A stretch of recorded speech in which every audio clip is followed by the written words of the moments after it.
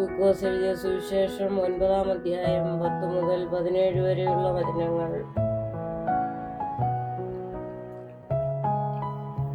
അപ്പോസ്തലന്മാർ മടങ്ങി വന്നിട്ട് തങ്ങൾ ചെയ്തതൊക്കെയും അവനോട് അറിയിച്ചു. അവൻ അവരെ കൂട്ടിക്കൊണ്ട് ബെത്സയിദ എന്ന പട്ടണത്തിലേക്ക് തനിച്ച് വാങ്ങിപ്പോയി. അത് പുരുഷാരം അറിഞ്ഞ് അവനെ പിന്തുടർന്നു.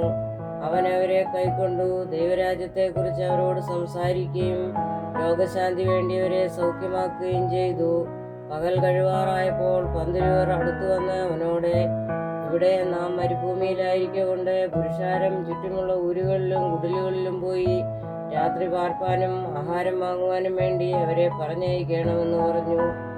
അവൻ അവരോട്, നിങ്ങൾ തന്നെ അവർക്ക് ഭക്ഷിപ്പാൻ കൊടുപ്പിനെന്ന് പറഞ്ഞതിന്, 5 അപ്പവും 2 മീനും അല്ലാതെ അധികം ഞങ്ങളുടെ പക്കലില്ല. ഞങ്ങൾ പോയി സകല ജനത്തിനും വേണ്ടി ഭോജ്യങ്ങൾ കൊള്ളണമോ എന്ന് അവർ പറഞ്ഞു. ഏകദേശം 5000 പുരുഷന്മാർ ഉണ്ടായിരുന്നു. പിന്നെ അവൻ തൻ്റെ ശിഷ്യന്മാരോട്, അവരെ 50 വീതം പന്തി പന്തിയായി ഇരുത്തുവിനെന്ന് പറഞ്ഞു.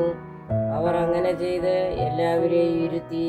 അവൻ ആ 5 അപ്പവും 2 മീനും എടുത്തുകൊണ്ട് സ്വർഗത്തേക്ക് നോക്കി അവയെ അനുഗ്രഹിച്ചു നുറുക്കി പുരുഷാരത്തിന് വിളമ്പാൻ ശിഷ്യന്മാരുടെ കയ്യിൽ കൊടുത്തു.